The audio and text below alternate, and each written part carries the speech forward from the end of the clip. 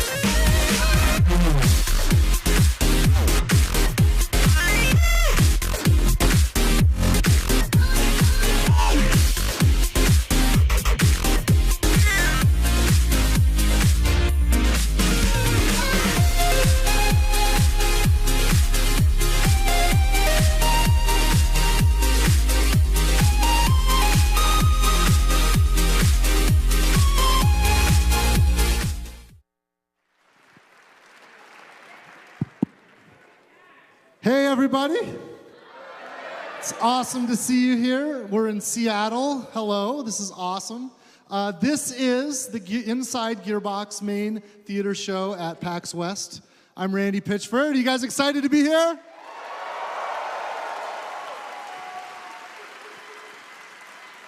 We've got a fun show for you guys. We obviously got some things to talk about. We'll cover some interesting news with some of our franchises. We're also going to try to entertain you a bit because you're taking time out of your Friday night. We may as well have some fun with it. Anybody want to? Actually, first before we begin, what do you think of my shirt? This is actually the Borderlands shirt. My wife has gotten me so many shirts that the designer, Robert Graham, that does these, made a custom shirt and let me pick it out and name it. And it's called Borderlands, and it's a limited edition. Look, it's got the two suns, and there's kind of like a horizon down there. It's pretty neat.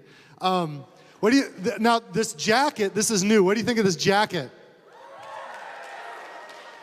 Sparkly and crazy. I have no idea where she gets this stuff or how much she pays for it, but it's awesome. I just go into my closet, and there's just a beautiful new piece of clothes in there, and check it out. It's rad.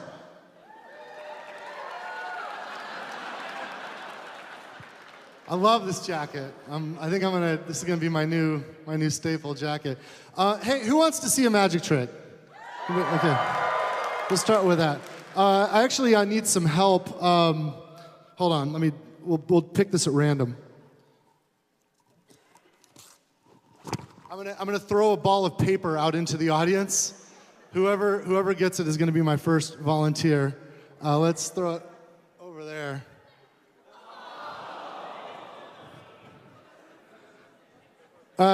You. Hold that up. No, stay down there, because we're gonna get a few volunteers. Stay down there. Hold that up so everybody can see it. Hold that.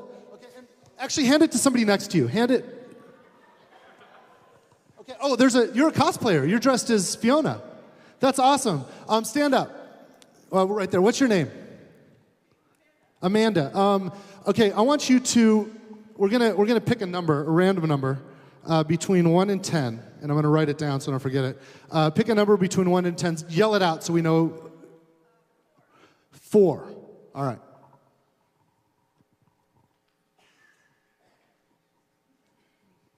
All right, and hand it to somebody else or throw it to somebody else. Somebody nearby, not too far. Oh, that's okay. What's your name? Johnny, stand up.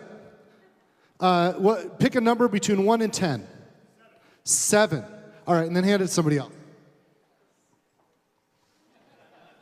All right, who's got it next? Okay, what's your name? Stand up, Wendy. Where are you from? Texas. Awesome, me too. Oh, awesome. And is it your birthday now? Okay, but yesterday, today, tomorrow? Okay. So it was a different event. I wished her a happy birthday 6 months ago at a different event. Maybe I'll see you again. Well, nice to see you again, Wendy. I remember you now. So unfortunately, we know each other. Hand it to somebody else. Throw it somebody random over this side. Just random. It's better. Oh, geez. Okay. What's your name? Sorry, Wyatt? Wyatt, nice to meet you. Pick a number between 1 and 10. 3. Okay. And hand it to somebody just nearby, really close to you. Oh, that's fine. What's your name? Sam. Okay, so far we had 4, 7, and 3. Let's pretend this is money. You're going to pick the cents. 4, 7, 3, and how many cents? 37 cents. Okay, and what was your name again? Sam, would you mind helping me on stage? Give him a round of applause.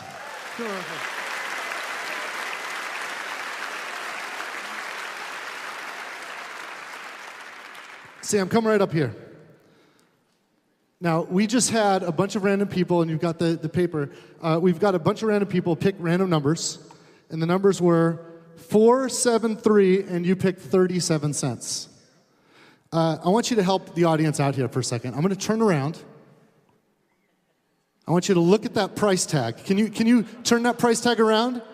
And hold it up. Make sure the camera can see it too. What does that say? Does it say $473.37? Yes, it does. That's what this jacket costs. That's amazing. How did you know? How did you guys know?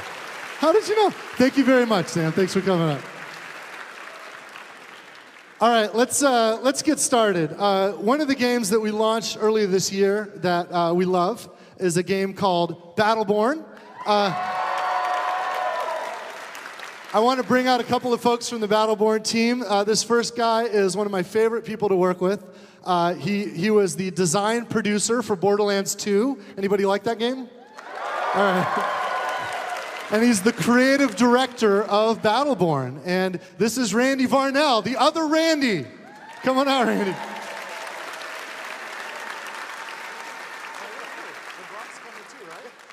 And yeah, find a mic. Also, producer for Battleborn and for so many of our games, including Borderlands stuff. This is Chris Brock. Let's bring out Chris.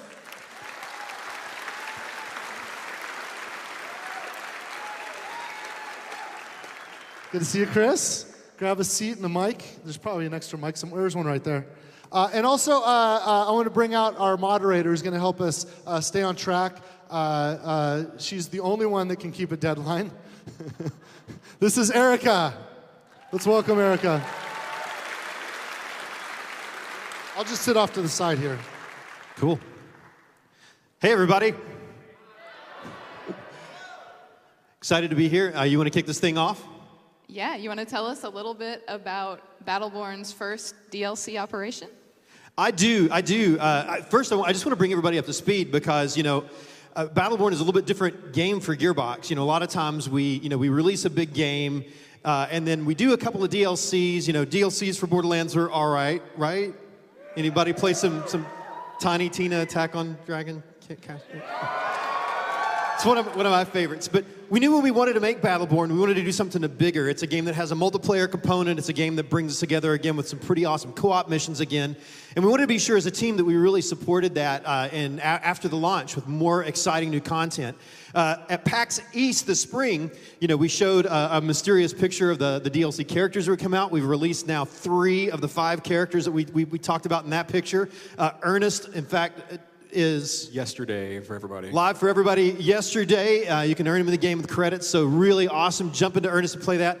But we know that there's some other cool content. So we put out some PvP maps, we put out characters, we put out skins, we put out some taunts. We've done weekly balance updates. We've really worked on tuning the game. We've listened a lot to you guys, to our community, on what's going on there.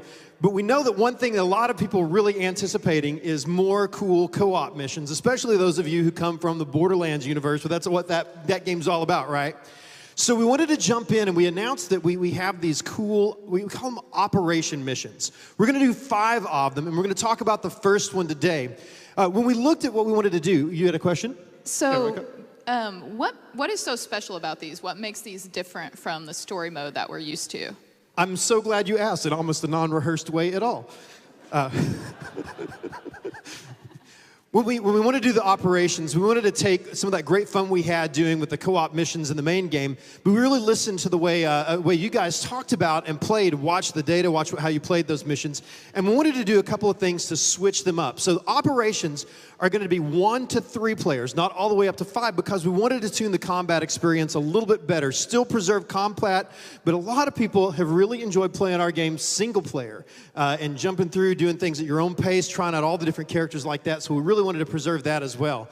But we also wanted to make them a little bit shorter. A few of the Battleborn story missions we have in the main game got kind of long for some players, and while that's a lot of fun for people who like to do that, sometimes, an hour is a little bit long to sit on the couch and play through that. So we wanted to tune that up. So again, we're shooting for right around 20-25 minutes on all of these, almost like a good episode of TV.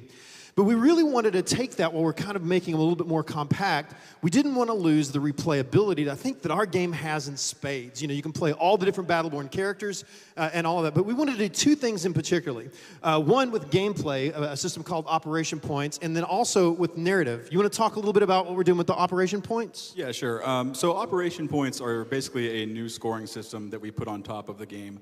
That basically, as you increase your Operation Points, you run to higher difficulty enemies, different enemy mixes, but the reward tiers become higher as you complete the missions more and more times and get higher and higher scores. Cool. We'll see some of that in play in just a second. We're actually going to show you a video of the mission Atticus and the Thrall Rebellion. But let me tell you a little bit what we're doing story-wise. I spent a lot of time working with, in fact, one of our PAX enforcers, Sam Winkler. Is he around here? Wave or he shout, Sam. Where is he? Somewhere around here? There he is. Stand up, Sam. Sam now works for me, so Sam, wave again. See, just like that. And Sam has been, we've been so fortunate to get Sam this year at Gearbox, has been writing the missions for us. So Atticus and Thrall Rebellion, Sam did all of the dialogue for Alani. Any Alani fans in here? I know there's at least one somewhere back there. Alani cosplayer. Alani, you want to stand up and wave at everybody, Alani? Oh, man, That's that's Alani. incredible. Wow. That is awesome. That's really good. That is the first one I've seen in person.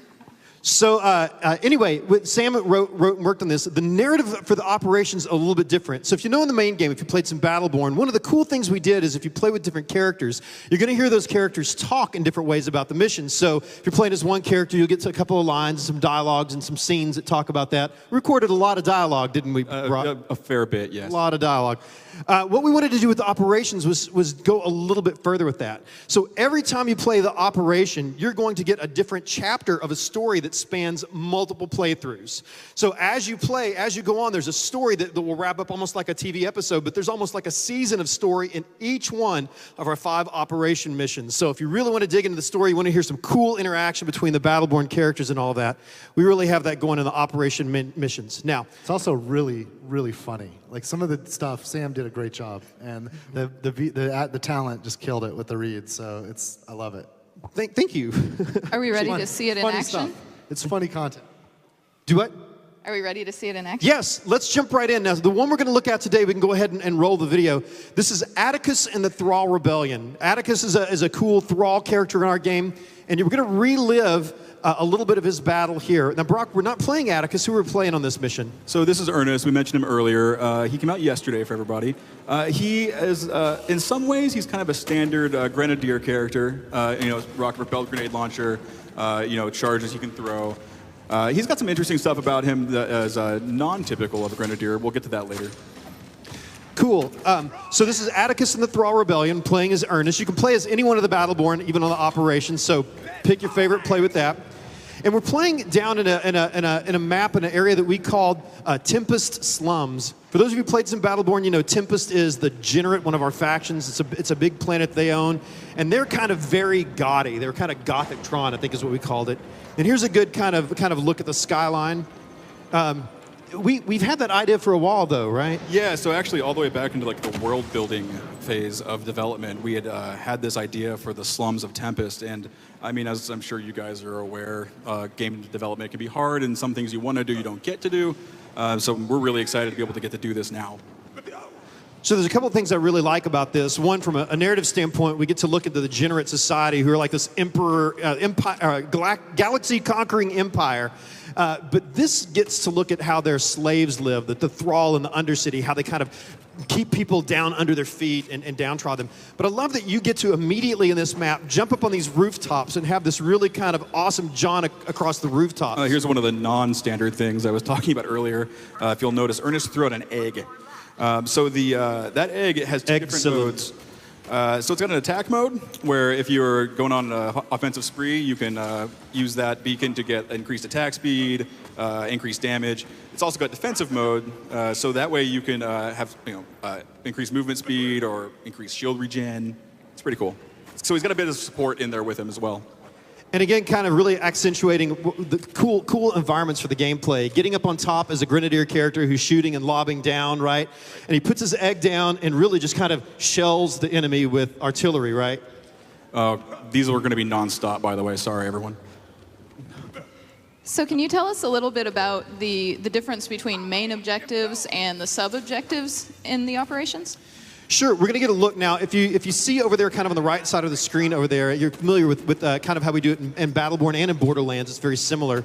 As you're playing through the game, you're going to get main objectives. The main objectives are the big things you're going to do to take you all the way through the final conflict in this level. In this case, Atticus in the Thrall Rebellion, Atticus has been hired by another one of the Battleborn, Umbra in this case, to go and start a rebellion among these Thrall and take the fight to the Generate. In fact, Atticus is kind of reliving this in almost a holodeck sim, and if you see what's going on with the screen right here, Atticus has kind of cast himself as almost this film noir detective. We've actually reinforced that by putting it in this kind of Sin City black and white with kind of vibrant reds effect for a little bit. And you can see the little picture of Atticus up there in the corner wearing a fedora, you know, like you do.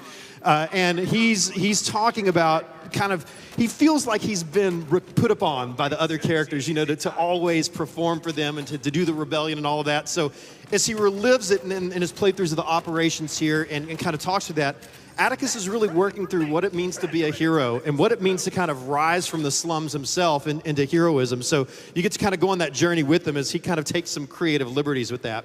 Back to what we were talking about with the objectives. So the main objectives, you're going to walk through here. Here he's trying to rendezvous at a beacon to call some other Battleborn in, right? And we're going to get some sub-objectives in a second. Now, what's going on with those, Brock? So I don't know. So for more of our some of our more experienced Battleborn players, you might be wondering why he hasn't spent his money on his gear yet. That's because we're about to see a sub-objective come up that was going to ask him to build 2 turrets. Completing these sub-objectives can lead you to bonus operation points, as we discussed earlier. Sure. And I think what's really exciting about that is you're mentioning a sub-objective, you know, because, again, we've watched this video a few times. Yeah, you know it's coming up, but when you're playing through in the game, you have the main objective, and under every one, we have several sub-objectives that can appear, and it's random, correct? Yeah, it's actually different every time. So there's a ton of objectives that could occur during this mission, and every time you play through, you'll get a different mix of them. So you have your ops points kind of scaling rewards, you have your different narrative moments, and now you also have different objectives every time you play this map. Right. So here he's got the sub-objective. It's come up now. He collected some shards. It's to build the turrets, which is actually going to help him on this this main objective right here. But watch what happens when he finishes the second one. He's done it, and you see you've earned some ops points. In this case, completing a sub-objective is giving him 10 ops points. It's score that goes up to that yellow value up into the top, the yellow number on the top of the screen.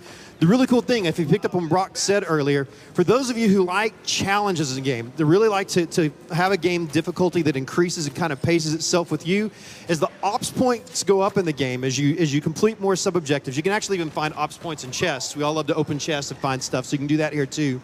As you get more ops points, the enemies are going to get slightly more difficult and eventually a lot more difficult, and even see new enemies and new things come out of there. And then at the end of the mission, when you finish everything in one of the operations, the rewards, bonus rewards you get at the end of the mission depend on how many ops points you've earned. So every time you play, you can earn 50 ops points. But every time you replay, we're going to start you at a higher level. So as you play, it's going to get, again and again, it's going to get a little bit more hard, but you're going to get better loot. Yeah, and I believe, like, what is the 50 ops points is a skin? Is that right? Yeah, at 50 ops points, you're going to unlock a skin for the character you're playing. So we have, gosh, a buttload of skins. So it's one for all the Battleborn that will have released by the time that are out here. So, you know, again, 25, 28 skins that you can earn on that. 28 by that point. At that point. And then there's another skin, even a kind of a classier skin that's themed kind of for this Generate area in the slums that you're going to earn at 85 ops points. You won't be able to get that one on your first playthrough, but it's something you can get later on. And we've got another of these story moments with the cool black and white effect, too. That's right. They really do kind of take in, again, the black and white. It takes a little bit of the story. You get a little bit of the Generate stuff in here. Now, we're wrapping up kind of this playthrough, the video that we have for today. And here's where Atticus is, again, recounting his story of coming through the slums. Here's Atticus, the NPC in the level. You're actually partnering up with what he remembers about his action here. And we're going to introduce a boss. This is actually one of my favorite new enemies in the Battleborn DLC. And related to one of our Battleborn characters, spoilers, here she is. Submit now or be scourged for your insolence! Mongrels get put down!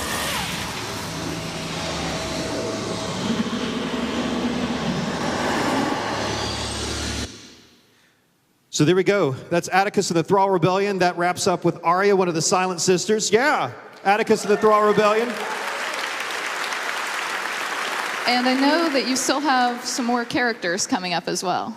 We do. I mean, we have not stopped working on the game literally since the day we launched. In fact, I think we've kind of been scattering some vacations here and there around there for the team.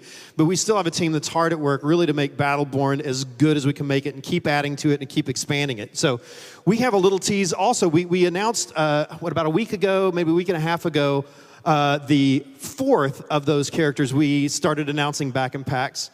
And that's Kid Ultra. He's really exciting. Brock, can you tell us about some of the inspirations behind him? Yeah, so the inspirations for Kid Ultra, this is going to be a little rambly, I apologize. So like a lot of other game developers, Gearbox, everyone at Gearbox plays games, right?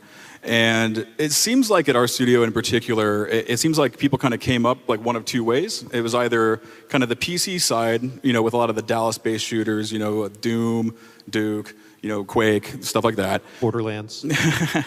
And then there's a lot of people who came up kind of more the console side, right? Your Mario, Mega Man, et cetera, et cetera. And this guy is definitely inspired by what would it be like if we were to make kind of one of those old school like character-driven action games, like what would a 16-bit sprite look like if we just like fully realized him as a 3D model, right? So a lot of this guy's abilities, skills, audio, aesthetics, everything about him is inspired by stuff we fondly remember growing up. Yeah, in fact, we only really have screenshots a day, but as you guys, we're going to do probably a stream on this guy in a couple of weeks that'll really feature him. One of the really awesome things that we've done is we continue to make characters and continue to make skins for them to see how far we can push the limit to add quality to them and add that. And with this guy, with Kid Ultra, we brought in that really 8-bit. So you get 8-bit audio that comes in there and plays with them. In fact, it changes with the skins that you put on him too. So it's really cool. We kind of have themed that up. One of the cool things though is Kid Ultra in the universe is actually a toy. He was a toy. If you pay attention to Battleborn lore, we have this idea of, again, crazy AI has gone to the nth degree. And he was actually one of the Magnuses for the LLC. He was made as a toy line. And when things went bad in the war to save the last star, he was cut off from the rest of the LLC. And every other AI, like Marquis, our sniper, goes completely crazy. Minrek makes a mode where you salvage minions and all that. He is stuck into like cartoon toy universe and sees himself as a hero. So a lot of his dialogue and a lot of things, in fact, he was codenamed Sidekick in development. And he's a support character that kind of comes in and really helps with, but all of his line and all of his dialogue, he's like the biggest fanboy in the Battleborn universe. And so you're going to get lines on that. I think his passive is actually, if he shoots a target that someone else on his team has just hit, he does bonus damage. So he is definitely the character who... But only if he hits them second. If he hits them first, it doesn't get the bonus. Okay, well, you get the technical details on that. But really cool. If you really want to dig down, again, into kind of the classic arcadey stuff, if you love really active support play and all of that, Kid Ultra is really, really, really cool. And again, watch for that stream in a couple of weeks. You're going to see him. You're going to see more of the details in live in motion on him. Can't wait to roll that out to you guys. Do you have another surprise for us, Randy? Well, as I said before, we have been so busy, and this is certainly not the end of the content we have coming out. Along with Atticus and the Thrall Rebellion, there are 4 more of those DLC missions coming out that if you got the season pass, you're going to get all of those. So along with the character and the hero token stuff that you've already gotten with there, we're going to do all of that. So there's one on Toby's Friendship Raid. Can I say the names? Oscar Mike's Battle School, Montana and the Demon Bear. Can I say the names? And then he says the names. say the names. And then a Heart of Ekinar is a cool one featuring Phoebe, if you like Phoebe. But we've got some really cool stuff there. We've got one more character we haven't said anything about yet, other than the strange silhouette that everybody's speculating about on the internet. There's a bunch more PvP stuff coming as well. New PvP mode we'll talk about in a stream soon called Face Off. We've talked about. So, and another PvP mode after that coming. More skins, more taunts, a lot more content. We know you guys love content. We know that stuff. So we really wanted to end the Battleborn section of the Gearbox panel and really tell you guys how much we love you as fans, how much we love you as Gearbox fans, how you love Borderlands, you love Battleborn, you love everything that Gearbox has done. So thank you so much.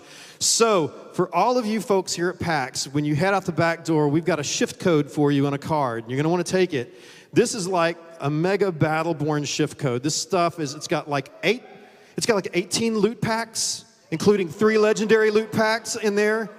The other loot packs are the Commander faction packs. If you play Battleborn, know what that is. You can't get those from any other way but leveling up, so it's a good way to get a bunch of those. They're going to guarantee a colorization skin for the characters and all that. And I think we also have, let's see, 5 other just skins. One for Atticus, Isaac, Wrath, Alani, and Ernest. I think those are the Hex skins or the Gold skins. I can't remember exactly which ones those were. 10,000 credits, 18 loot packs, 5 skins. You guys are banking today on Battleborn, so you get that on the way out. How about that? Battleborn!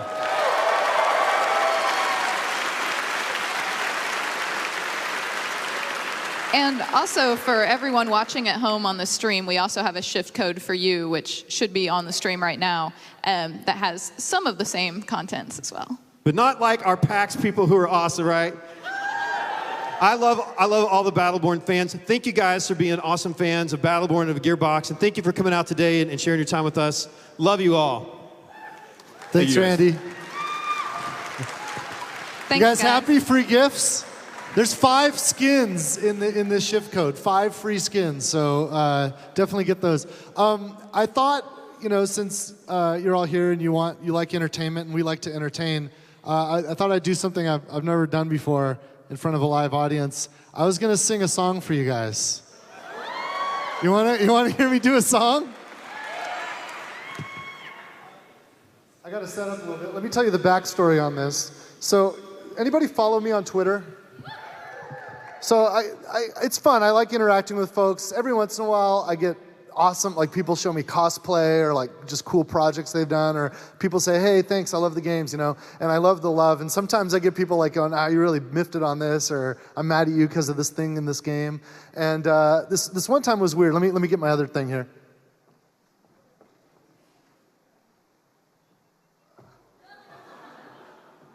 So this one time it was really weird. This guy, there's this account I followed called Science Porn. Anybody follow Science Porn? I really love this account. It's really awesome. I really love this account, and they do all kinds of cool stuff. There was this one tweet that the guy made, and I want to read it to you because I'm curious what you guys think about it. Yeah, thanks. Actually, thanks for that. Yeah, so it's first woman on the moon. Houston, we have a problem. What? Never mind. What's the problem? Nothing. Please tell us. I'm fine. That was the guy's tweet. Now look, I love a good joke. I mean, for fuck's sake, I own the Duke Nukem franchise. I'm not above. But this was supposed to be my science feed, And so I replied to, I unfollowed the guy. And I said, God damn it, sexist much? Have to unfollow now. Because it was kind of sexist. And I've gotten a lot of hate over the years. I have never, ever gotten so much hate just for that. And I didn't direct that to the world. I literally just replied to the guy and told him why I was unfollowing him. Apparently people are watching everything I'm doing. A whole bunch of people had to spend a huge amount of time telling me what an asshole I am for having the opinion that was a sexist thing. And so I'm going to play a song, and this song's called the Bigot Song. And I'll tell you, I didn't write the song. It's pretty funny. This is written by a friend of mine, a guy named Dave Allen, the Gruber. In fact, I think, is he up there? This guy he's everywhere. Now that you're looking at his face, you'll notice he's on TV shows, he's on commercials. He shows up everywhere. I'm going to set this mic down.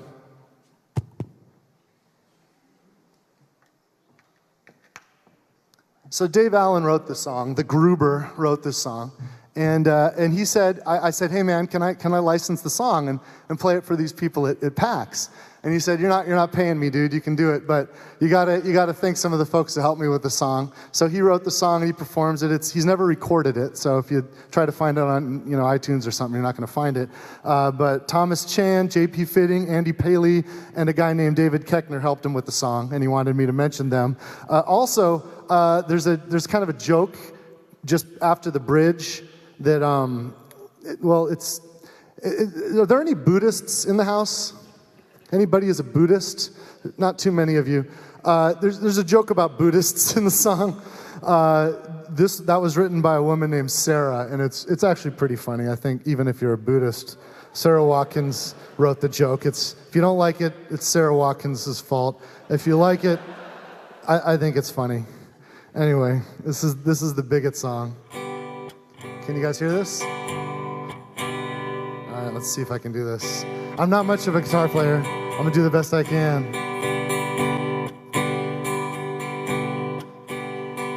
Nobody likes talking to... You know what? I'm gonna sing it an octave higher, because you guys are worth it. Let's try that.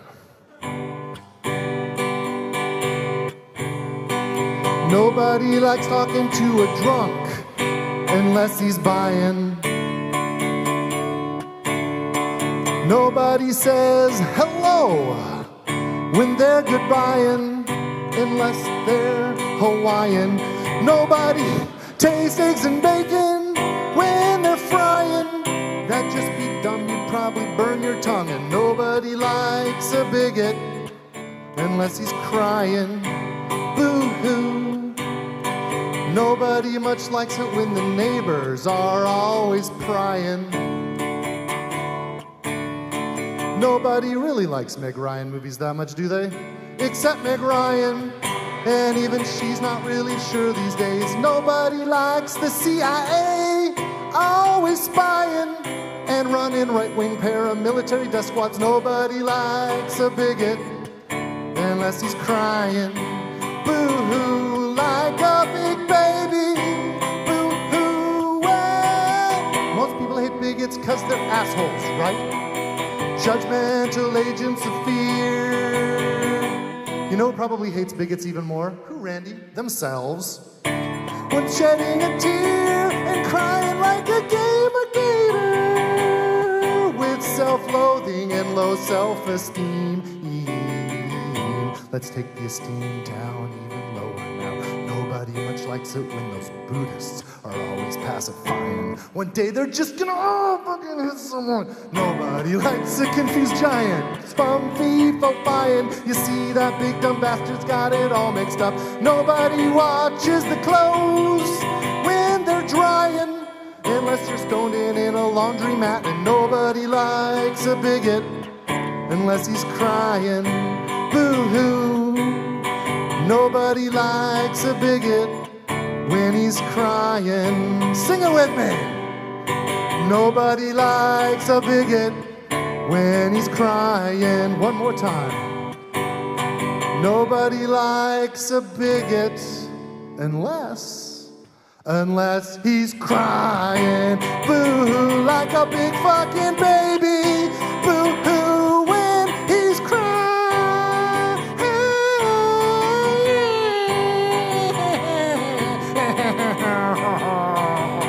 Doop-a-doo. Far out. All right, thank you. What are we doing next, Erica? How do we follow that, Randy?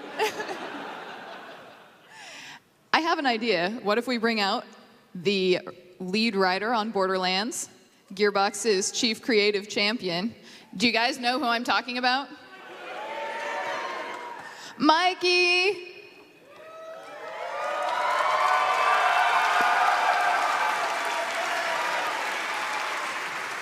Hey, it's Mikey. Is this one? Wait, hey, okay. So, what the fuck?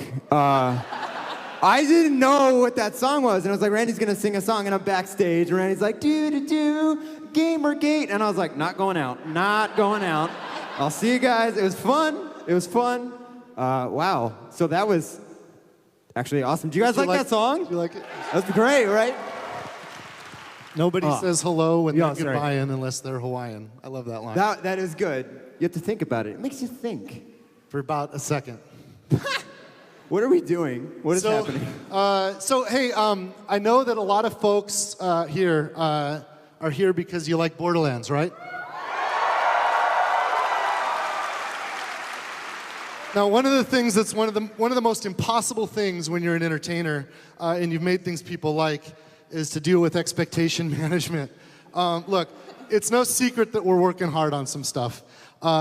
we're gonna talk about some stories from the past, and we've got an entertainment bit for you, and I think you're gonna really like it. I like that part where your hand got... No, just put your hand on my knee. Let's do it. All right. Anyway, what are we talking about? So we're talking about... I feel so loved. And that's I how just you went follow from a 6 song. to And midnight. apparently you were feeling love too. Anyway, so we're gonna have some fun, but we're not announcing anything that you guys don't already know about today. All right. So let's just, I know, but get over it. We're here to entertain you, and we're here to talk a little bit about Borderlands because I know a lot of folks love that. You guys, and we love it too. So are you Right? guys So going to what- tell some of the awesome stories that I hear around the studio? Well, yeah, we wanted to share some of the smaller stories that maybe you guys hadn't heard about where Borderlands was born and Borderlands 1. Because like what you might not know is that Randy and I spent a lot of time together very late at night on Borderlands 1, sort of coming up with the characters and the idiosyncrasies. He's being nice. So I wrote a draft. Well, you do pay me. I owe everything to you. So I wrote a draft of the script for Borderlands, and my writing is very precise. It's very procedural. Like I covered everything that needed to be covered, but I'm not. And it's about 20 times as long as it probably needs to be. I'm known for epic writing. You are not known for brevity, we'll say that. So Mikey was kind enough to take my script and rewrite it and make it actually funny. And I remember, I think one of the best wins from that process where we kicked things back and forth was the Tannis character. Originally, anybody like Dr. Patricia Tannis?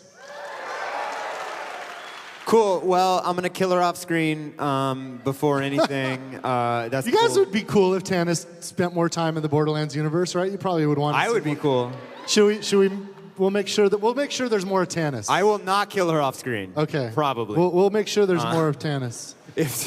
But the character so the directive I had and I we kind of outlined a bunch of this sciencey stuff was really dry, and the logs, her original Echo logs, were very like Captain's log, stardate 2135. I've been on Pandora for 33 cycles, and it was just really boring. It was kind of like the rye bread of dialogue. Like when somebody brings out a slice of rye bread, you're like, okay. And I should have known. Like- I should have known that there was something wrong because I started to work on this, and I actually asked my wife, "Hey, can you help me finish this? Can you just write this stuff? Because this is." And she did an amazing job and wrote all these echo logs, and she did it dutifully to the direction. And then when we let Mikey do his punch-up pass on it, that's I think when the character was born.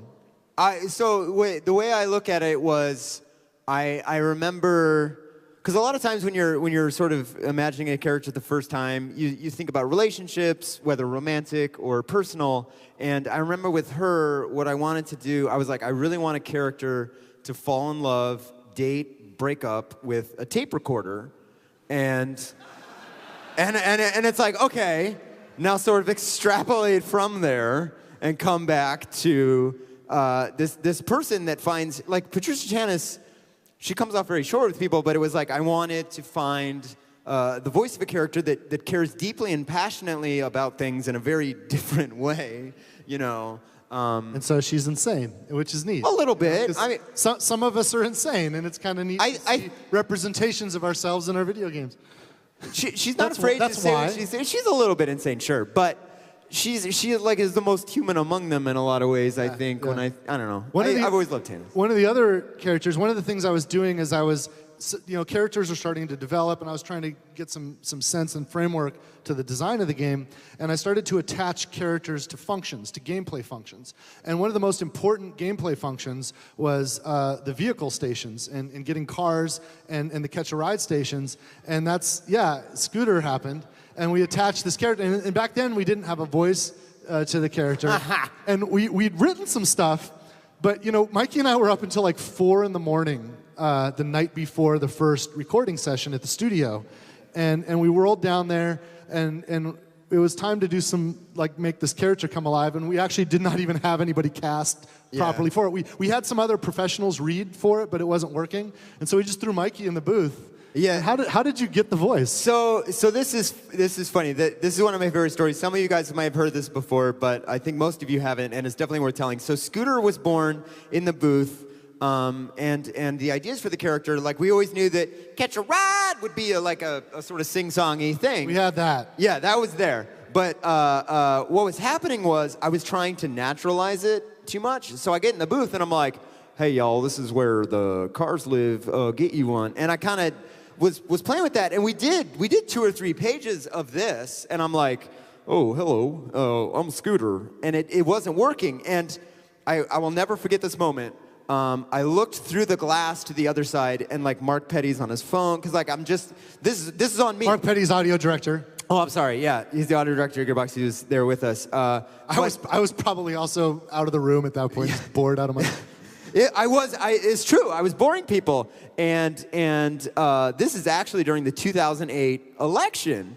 So, just in the middle of a fucking line, I went, Obama, and everyone We all lit up. That's it. That's the guy right there. That's it. And I went, oh, okay.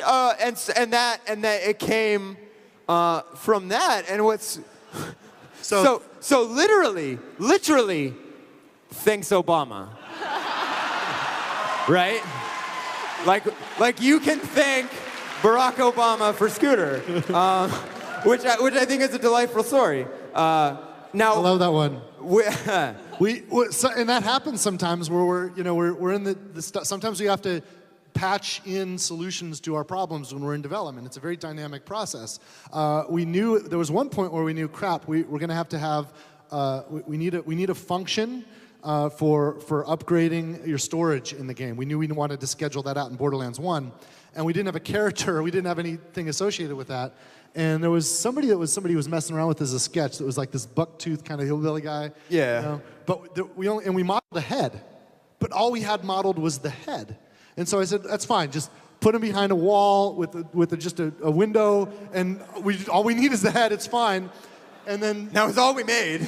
That's all Crazy Earl. Oh, sorry, I gave away the punchline. I'm sorry. It's fine. And they figured it out, I think. I'm getting to Crazy Earl, of course. And then somebody said, well, because I was kind of being a dick about it at that point, I don't even remember who asked me to go read for him. I did not, but I was vehemently against it, because it was like, Randy thinks he can do a character, and I'm like, go right on in.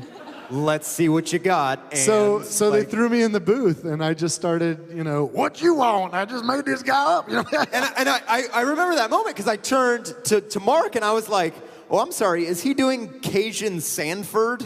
Like, it's exactly that was it. That was what and I was like, yeah, okay, that's in there apparently. It kind of worked. But it was fun to kind of solve these problems. But what's interesting is, back then we'd also start sometimes going down a rabbit hole and just developing random bits that we didn't even know where they were going to be in the game, and we just kind of come up with some random ideas. There was one. Are you thinking of the presidential one? Yeah, because it was during the election. Is that? This is so bad. We wrote a thing where Scooter and Crazy Earl. We imagined that, like, somebody should be president of Pandora, and they're going to have elections, and they're going to have debates. Yeah, so we found this recently, this old sketch. Do we have that? We should do it. Would you guys? He's bring it? Scooter. I'm Crazy Earl. Would you like to see the debate between Crazy Earl and Scooter running for president? All right. Let's do this live. You're going to need a moderator, but it needs to be somebody unbiased. We so do. it Okay. can't be Oh yeah. me. The script called for a moderator. There's a moderator character. I wonder if we can just pull somebody from the audience. Oh wait, hold on a second. Andrea. Hi, Andrea. Do you guys know Andrea Renee? Would you come up and help us? Would you be our moderator? This is yes. Wow. If you may have seen her on GameStop TV. She hosts BlizzCon. What a remarkable and unplanned surprise. Are you cool doing this? What a coincidence. No, it is such a coincidence, because I just found this script randomly under my seat. Just happened to have it. Oh, look. You take this mic. It's Oh, yeah, a we got debate. Let's do it. All right, so do we have any... we need podiums. Oh, what? Podiums. This is They were official. definitely not We're planned going to ahead have to of time. set our stage properly. So Let's bring this close to the... Bring it to the center. Let's get in here. Okay. Yeah. Mr. Hodunk. You can keep that one. Oh boy. Let's see here. So I'm okay.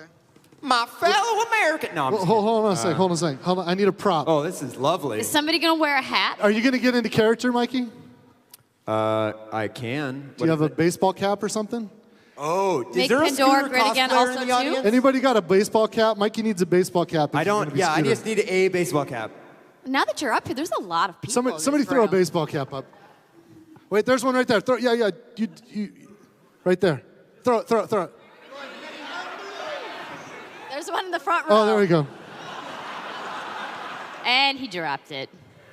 All right, There we go. Now you're Scooter. Get into character. All right, let me. I feel like I need a high chair. You have a very big brain. You have a very good brain. That's how you say it, right?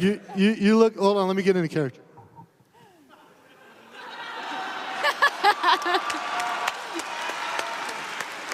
Beautiful. Perfect. All right, let's do this. Is everybody ready? You guys ready for the debate? I mean, you could do a little better than that, right? Yeah. Okay, here we go. First, I want to welcome everyone to the very first Pandoran presidential debate of 2016. I'm your esteemed moderator, Andrea Renee, and I welcome you to what will surely be an eventful evening/afternoon. It's kind of happy hour. Welcome to PAX.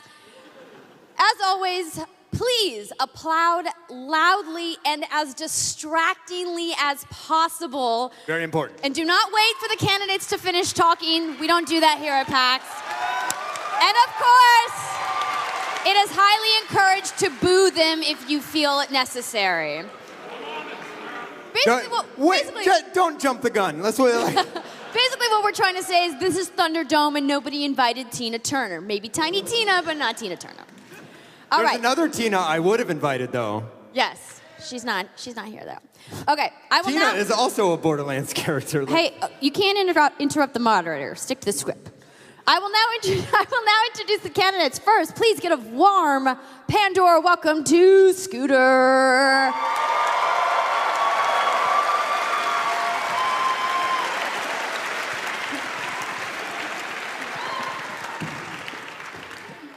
Catch a ride. Thank you. Now put your hands together for Crazy Earl. He's behind a door. He can't run out there. All right, so Scooter, we're going to start with you. I'm going to give you a moment to introduce yourself. As someone who will never die and live forever with absolutely no physical defects whatsoever, I should be president. I own 57 catch-a-rides, and I have a proven track record of success. Oh, and I'm Scooter as well. Thank you. Hello. That's all. Just Scooter's fine. Your last name is Hodunk. No, it ain't. Also, your first name is Crazy, and your last name is Earl. So, I was named after my daddy. I was named after my sister, so. So, Crazy Earl, thank you, Scooter. Would you like to introduce yourself? I would not. Well, I was not anticipating that. So let's just go into the first questions then, gents. What will you do to stop the bandit menace on Pandora? Well, pass. Typical. I pass. You both can't pass. I just said that. Let the record show that the other candidate has copied my answer. Build a wall. Now, who's going to pay for it? The Truxicans will pay for that wall.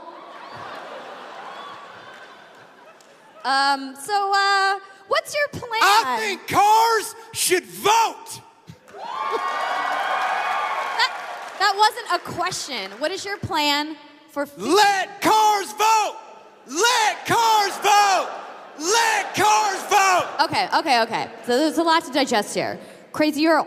What you want? You saw that coming. For you to answer the question, what is your plan for fixing the economy? Fix the economy?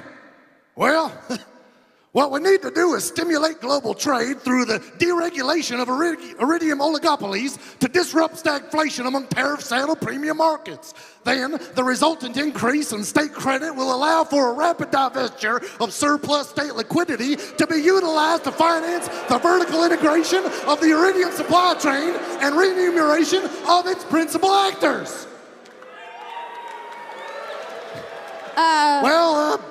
People should buy more shit.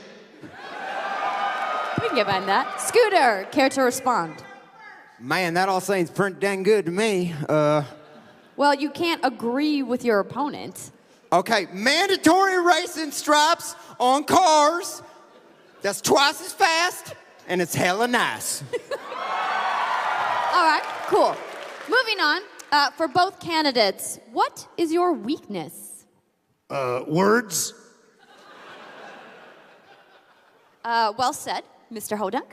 Well, I'd say my biggest weakness is that ever since I was little, I had trouble interfacing with my peers in a structured learning environment. Also words as well, yeah. Okay. And now the question on everyone's mind. When is Borderlands 3 coming out?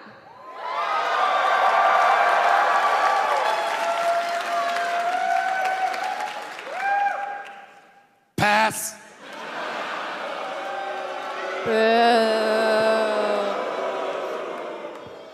Borderlands 3? Shit, I ain't even got my script for Tales from the Borderlands episode 5. Shit, I didn't even get the last 60 pages of Tales from the Borderlands episode 4.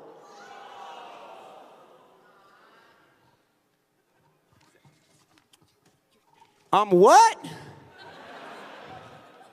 Oh, wait, do I have the end of this script though?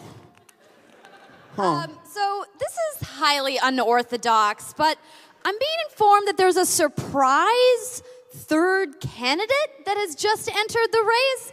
Since our election rules don't exist, this is totally fine. So I guess let's welcome our third candidate. What? This is where you applaud. Third candidate.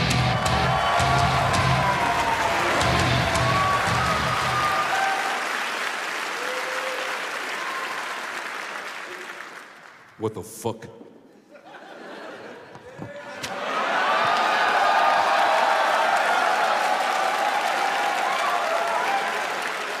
Right here, baby. I'll make this short. And you can help me. I came here to kick ass and chew bubblegum and... I'm all out of gum. Enough said. Thank you. Ladies and gentlemen, John St. John, the voice of Duke Nukem.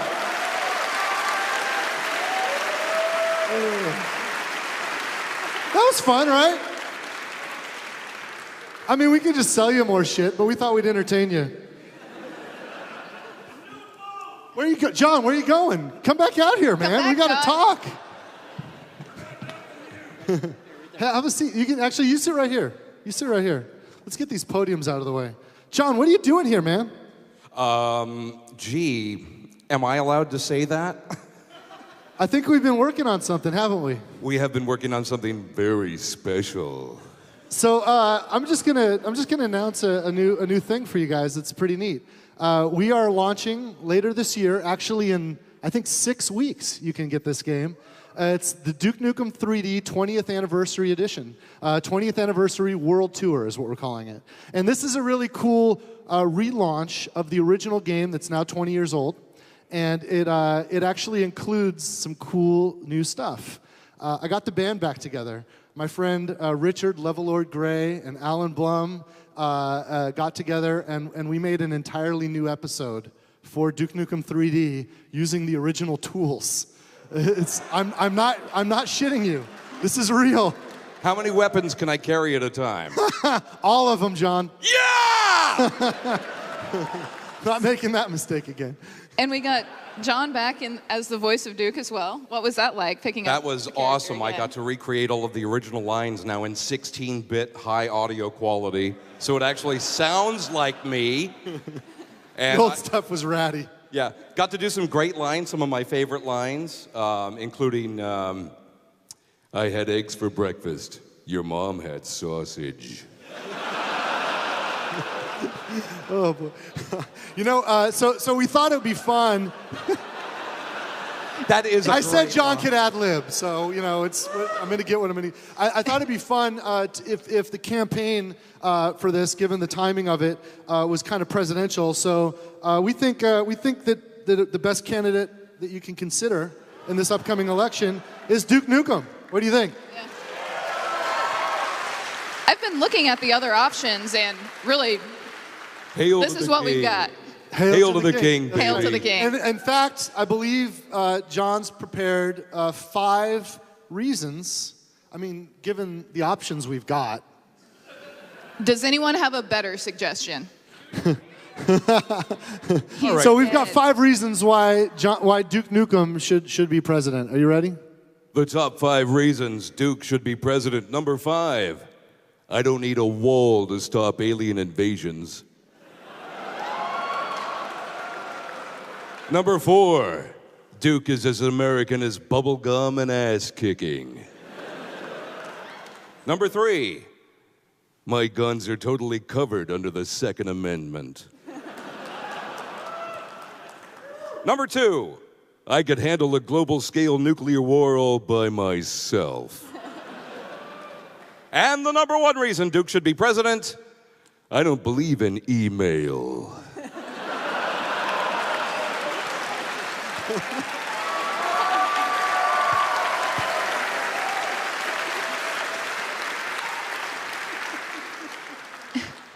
That's also really hard to follow.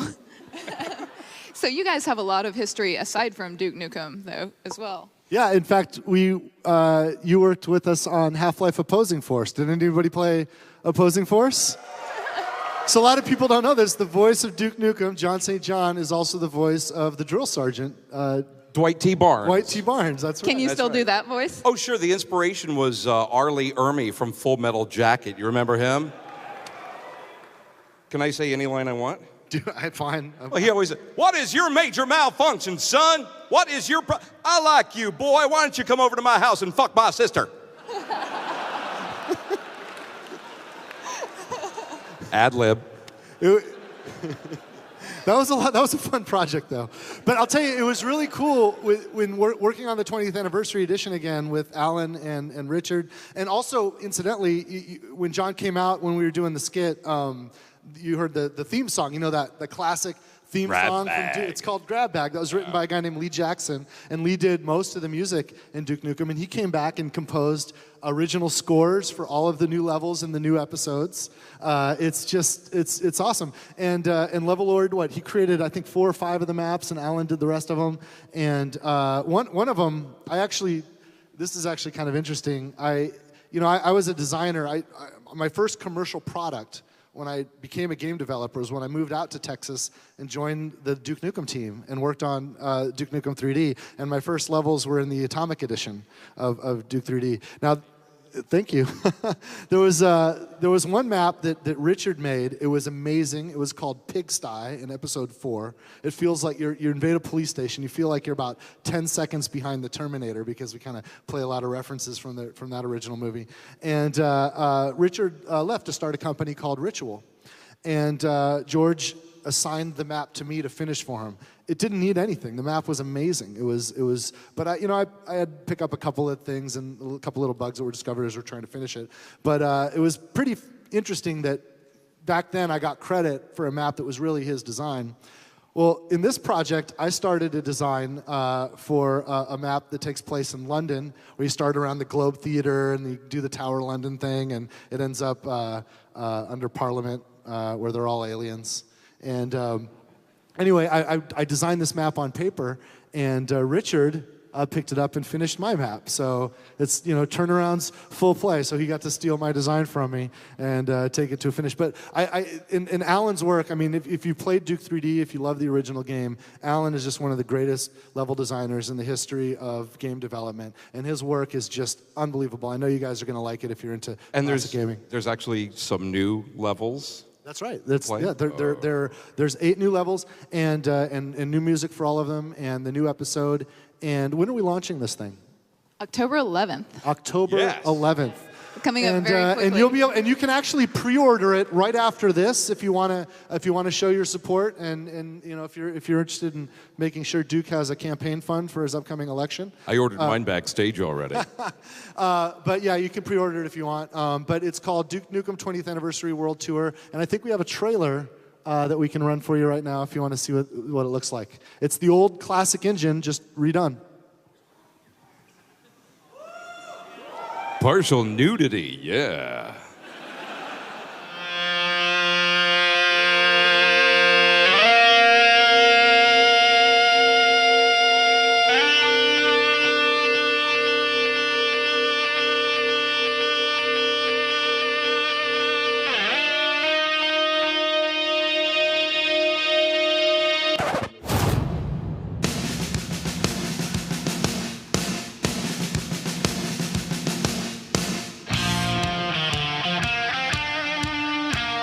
Die, you son of a bitch.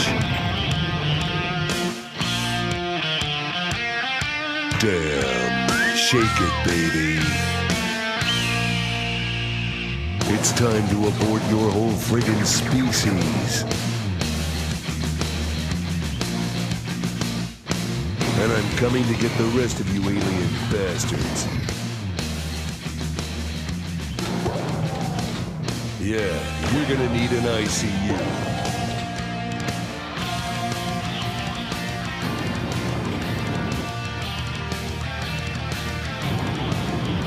Now, this is a force to be reckoned with.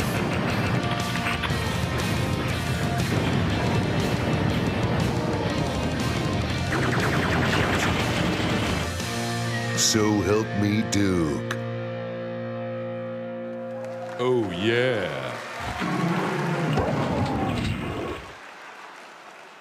Try to take a shit, just try. So that's some OG for you. So that'll come October 11th. It's also, this is the first time Duke Nukem 3D is coming to Xbox One and PlayStation 4. It's coming to all the platforms, obviously Windows, PC. It'll be back on Steam. And I know Duke's been down for a while. If anybody's been looking for it, you can pick it up on October 11th with all new content. Hey guys, I want to thank everybody for coming today. This has been so much fun spending time with you. I hope you had a great time. Peace out, everybody. Have a good PAX. Cheers.